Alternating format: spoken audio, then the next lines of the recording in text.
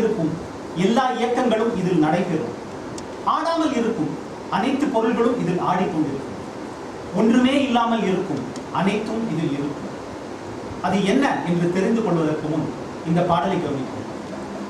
வாழவரி கோல புலி கீழ துரி தாளி மிசை நாடு மகிழ்வர் ஆளும் அவர் வேள் அனகர் போல் அயில கோல களிராளி வரவே தோல் அமரர் தாள மதர் கூலி எட மீளி மிகு கூலி வளர்ப்போம் காலமுகில் மூடும் இருள் கீழ வெறி தாழ கைலாய மலை. இந்த பாடலை கேட்கும் பொழுது என்ன தோன்றுகிறது? தாளம், சந்தம், இனிமை, தமிழ், அழகு என அடுக்கிக் கொண்டே போகலாம். இவை எல்லாவற்றையும் விட பல விஷயங்கள் மறைமுகமாக இருக்கின்றன. முதலில் இந்த பாடலின் பொருள் என்ன என்று பார்க்கலாம். கண்ணை பறிக்கும் வரிகளுடைய புலித்தோலை உடுத்துபவர், என்றும் பரமானந்தத்துடன் இருப்பவர், அடியவர்களை ஆட்கொள்ளுபவர், குற்றமற்றவர், கூறிய பற்களையுடைய பெரும் யானையை அடக்கி ஆண்டவர், மிக்க திறன் வாய்ந்த வில்லினை தோளில் அணிந்தவர், பூத கணங்கள் தாளமிட நடனம் புரிபவர், மின்னும் திருவெண்ணீற்றினை அணிபவர், கரிய மேகங்கள் உருவாக்கும் இருளை தனது பொன்னொழியால் போக்கும் அடிவாரத்தையுடைய மலையில் இருப்பவர் என்பதே இதன் பொருள். புலி, யானை, அருள் செய்பவர், அடக்கி ஆண்டவர், இருள், ஒளி என மாறுபாடுகளை காட்டுவதோடு மட்டுமன்றி ஒளி என்பது ஒரு இடுகுறியாக பாடலில் வருவதை கவனிக்கலாம். தவிர அவரது ஆட்டம் பாடலின் நடுவில் குறிப்பிடப்பட்டு எல்லாவற்றிற்கும் மையல் ஆடல் மற்றும் தாளம் என்று மறைமுகமாக உணர்த்தப்படுகிறது. ஞானத்துடனே எப்பொழுதும் சம்பந்தம் வைத்திருந்து ஏற்கனவே அமிழ்து போல இருக்கும் தமிழை இன்னும் இனி அமுதாக நமக்கெல்லாம் வழங்கி வந்த திருஞான சம்பந்தர் இயற்றிய பாடல். முதலில் போட்ட புதிரிக்கான விடை என்ன என்பதை இப்பொழுது பார்க்கலாம். அண்டம் என்பதே அது. ஞான சம்பந்தரும் இந்த அண்டத்தையே குறிப்பிடுகின்றார். எப்படி? அணுக்களால் ஆனது அண்டம். ஒவ்வொரு அணுவுக்கு உள்ளேயும் இருக்கும் கருப்பொருளை, அதாவது நியூக்ளியஸ், சுற்றி மின் அணு எலக்ட்ரான், நொதுமம் நியூட்ரான், நேர்மின்னி புரோட்டான் எப்பொழுதும் சுழன்று கொண்டிருக்கின்றது. சிவனின் நடனம் இதைத்தான் உணர்த்துகிறது. இந்த இடத்தில் சில விஷயங்களை கூறுவது அத்தியாவசியமாகிறது. சிவன் அல்லது நடராஜ உருவம் மதங்களுக்கு அப்பாற்பட்ட விஷயம். தெய்வ சக்தி என்று இதனை குறிப்பிடலாம். இறை நம்பிக்கை இல்லாதவர்கள் இதனை விஞ்ஞான ரீதியாக நோக்கலாம். நடராஜ உருவம் என்பது ஒரு குறியீடு. இது உணர்த்துவது என்ன? அந்த உருவத்தை சுற்றி இருக்கும் நெருப்பு பிரம்மாண்டத்தையும் விழிப்புணர்வு நிலையினையும் பிறப்பு, இறப்பு, வினைகள் இவற்றின் சுழற்சியினை காட்டுகின்றன. சிவனுடைய 4 கைகள் 4 திசைகள். மேலே இருக்கும் வலது கையில் இருக்கும் முடுக்கை காலச்சக்கரத்தையும் பிரம்மாண்ட நாதத்தையும், மேலே இருக்கும் இடது கையில் உள்ள அக்னி அடித்தலையும், கீழே உள்ள வலது கை அருளையும், கீழே உள்ள இடது கை யானையின் துதிக்கை போல சுழன்று சற்று மேலே சென்று அறியாமை என்னும் காற்றிலிருந்து வெளியே வருவது எப்படி என்றும் காட்டுகிறது. கைகளிலிருந்தும் தலையிலிருந்தும் தொங்கும் பாம்புகள் அகங்காரத்தையும், இடுப்பை சுற்றி இருக்கும் பாம்பு குண்டலினி சக்தியும் குறிப்பிடுகின்றன. வலது காலின் கீழே இருக்கும் குள்ள உருவம் குழப்பம், மறதி இவைகளையும், அதனை மிதித்துக் கொண்டிருக்கும் வலது கால் வெற்றியையும், தூக்கி இருக்கும் இடது கால் எல்லாவற்றினின்றும் விடுதலையும் குறிப்பிடுகின்றன. முழு உருவமும் தாமரை இதழின் மீது இருப்பது உள்ளிருக்கும் அமைதியினை உணர்த்துகிறது. இந்த பரமானந்தம் மிக்க நடனம் நமக்கெல்லாம் உணர்த்துவது இதுதான். அண்டத்தில் உள்ளவை அனைத்தும் ஒன்றோடொன்று தொடர்பு உடையவை. டெலிபதி என்னும் சீர்நிலை உணர்வாட்சி நிகழ்வதும் இதனால்தான். நாம் பேச நினைப்பதை இன்னொருவர் பேசுவதும் இதனால்தான். இது 2 ஆன்மாக்களும் ஒரே அலைவரிசையில் இருக்கும் பொழுது நிகழ்கிறது. இசை என்பதும் இந்த அணுக்களின் கூட்டுதான். கடந்த 2-3 சிறப்பு பதிவுகளில் இறை மறுப்பு கொள்கை உடையவர்கள் கூட தெய்வீக தன்மையை உணர முடியவது இசையால் மட்டுமே சாத்தியம் என்று குறிப்பிட்டிருந்தேன். இசை என்பது இந்த அண்டம் முழுதும் நிறைந்திருக்கிறது. எனினும் சிலரால் மட்டுமே அந்த அணுக்களை சேர்க்கும் விதத்தில் சேர்க்க முடிகிறது. அப்படி நிகழும் பொழுது இனிமை பன்மடங்காகிறது. அதே அலைவரிசையில் இருக்கும் ஆன்மாக்களை அந்த இசை ஈர்க்கிறது, மெய்மறக்க வைக்கிறது. இந்த சேர்க்கையினை இயல்பாக செய்யும் ஒரு மாமனிதர் இளையராஜா. எனவேதான் அந்த இசை நம்மை மகிழ வைக்கிறது, அழ வைக்கிறது, ஆட வைக்கிறது, பாடவும் வைக்கிறது. இன்றைய சிறப்பு பாடலும் அந்த வகையை சார்ந்ததுதான்.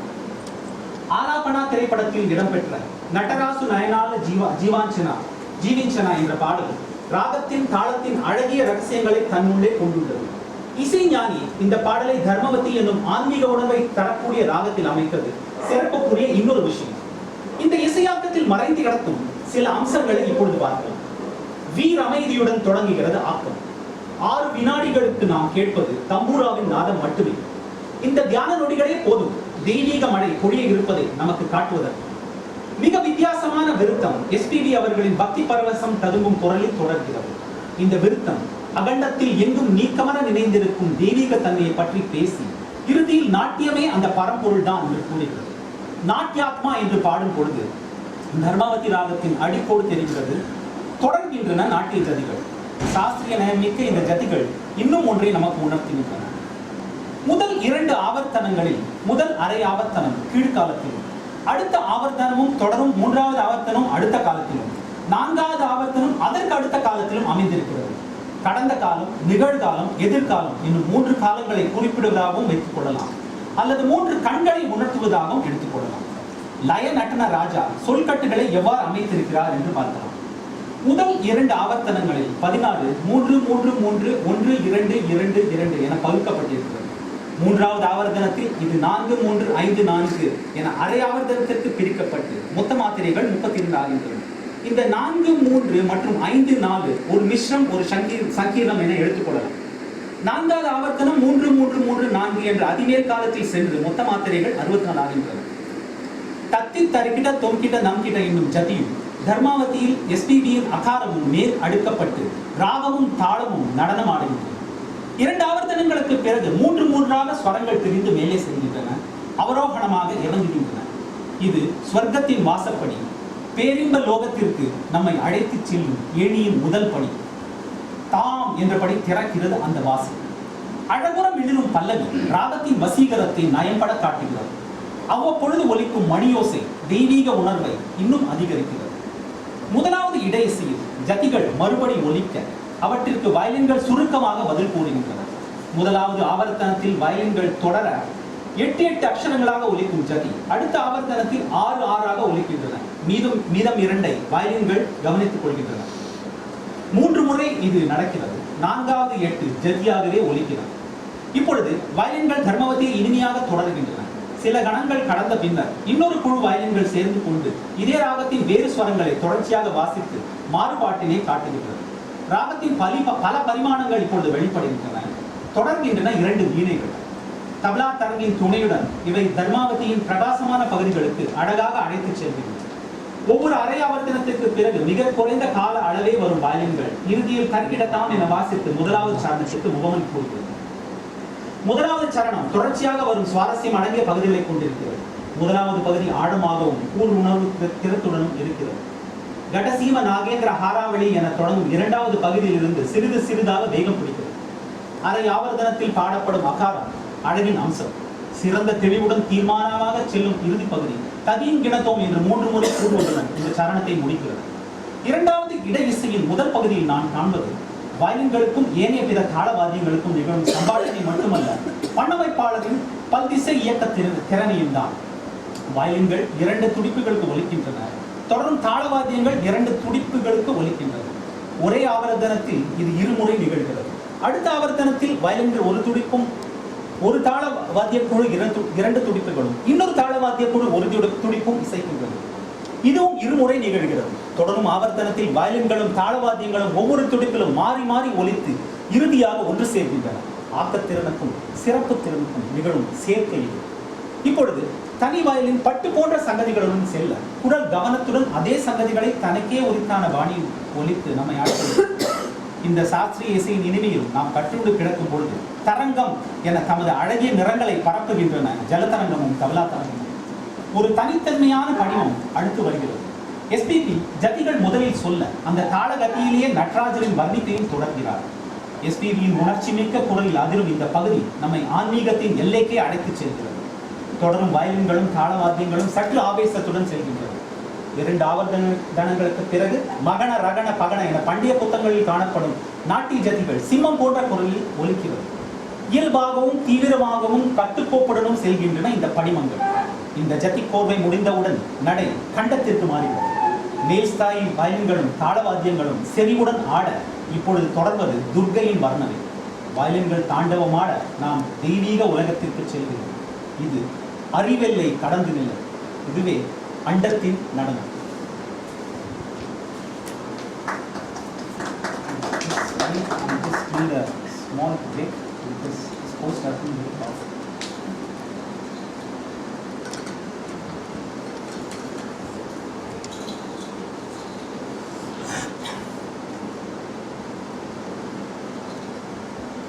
It is without a form, and yet many forms are part of it.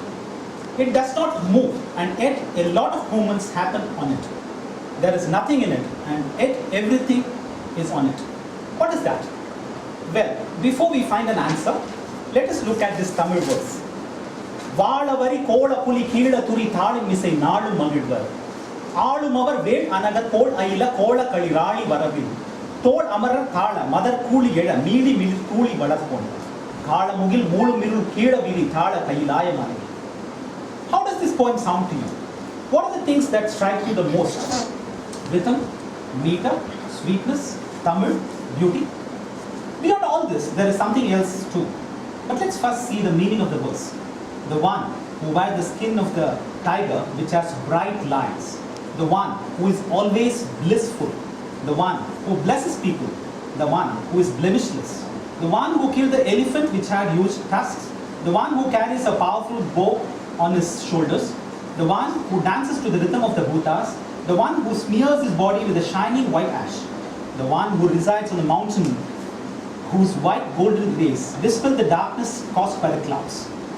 Sounding rather simple now, or is it? Look at the contrast. Tiger and elephant.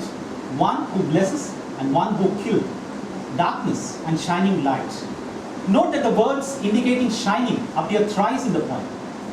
Apart from these contrasts, what should not be and cannot be missed is the fact that the dance of Shiva is mentioned in the middle part, that is the fourth line of the poem. This verse was written by one of the greatest Tamil poets, Thiruñana Samutram. Now let us go back to the riddle asked in the beginning. The answer is the cosmos. The verse also indicates the same. How? It's a well-known fact that the cosmos comprises of atoms, electrons, neutrons and protons, which revolve around the nucleus which is at the center of an atom. The dance of Shiva indicates this only. I must mention a couple of things here. Shiva and the concept of Nataraja go beyond any religion. These are symbols, and my effort here is to try and explain the symbolism and place the scientific facts. There is absolutely no religion involved here. Atheists, agnostics, and people practicing different faiths can look at this form from the science angle. So what does the Nataraja symbol tell us? The circle of flame surrounding the icon represents the universe, the consciousness, and the cycle of birth and death. The four arms represent the four directions. The Damaru on the upper hand symbolizes the sound from creation and also time. The Agni on the upper left hand is symbolic of destruction. The lower right hand showing the Abhaya Mudra indicates blessing. The lower left hand is held across the chest like a trunk of an elephant, and this symbolizes liberation from ignorance. Snakes that uncoil from his head, arms and legs are symbolic of the ego, while the snake which is tied to his waist indicates the Kundalini Shakti. The dove under his right foot represents the confusion, forgetfulness and the ignorance. Note that it is bound to the earth. While the right foot represents the victory over ignorance, the raised left leg represents the grace and the upliftment of the soul. The icon rests on a lotus pedestal, which is the symbol of the creative forces of the universe. Inner peace, that is the lotus, countered by aggression, which is the vigorous dance. This is what this dance, which is also called as the cosmic dance, signifies. Now, read the verse, think of the atoms, and then look at the Nataraja icon. You can correlate all the three. Each and every particle in the cosmos is interconnected as they are made of atoms. This is the reason for something called telepathy. This happens when two souls are in the same frequency. Music is also a group of atoms. In some of my previous special posts, I had mentioned that it is music which makes even agnostics and atheists realize the divine. Music is omnipresent in the universe. However, only some humans are able to get and combine the right combination of atoms. When this happens, melody multiplies. Others tuned to this frequency get attracted to it. It makes them forget themselves. One such human who does this spontaneously is Ilayaraja. That is why his music makes many happy. We laugh, we cry, and we sing. We also dance. The special song of the day is one such composition. Nataraju Nayanala Jeevinsaga from the film Alapana is yet another special composition which unravels the mystique of the raga and the tala. The maestro has brilliantly tuned it in Dharmavati, a raga known for its spiritual powers. Let us now turn and look at the hidden beauties of the composition. It's a stately setting with the drone of the tambura surrounding us for 6 seconds. These 6 meditative seconds prepare us for the divine shower which follows. The prelude is interesting and is different too. It starts with a viritam rendered by SPB in a voice laden with devotion. It talks about all the pervasiveness of the divine force and finally about the natya. We see the contours of Dharmavati in the last phrase, Natyatma, as if taking a cue from that word. Natya jatis start flowing now. These jatis are not only classical, but they also symbolize something. The first half of the 2 avartanas is in Kid column, the next half and the third avartana are in the next column, and the last one is in the third column. Doesn't this signify the Trikalam and also the 3 eyes? Let us now see as to how the Laya Natana Raja has divided the syllables. The first 2 avartanams, 16, is divided as 3, 3, 3, 1, 2, 2, 2. The second half is taken as Kid column and therefore the total matras of that part is divided by 2. In the third one, it is divided as 4, 3, 5, 4 for 1 half. Note that in literal terms, it is Viloma Chapu and has 1 Mishram and 1 Sankirna. The total count in this column is 32.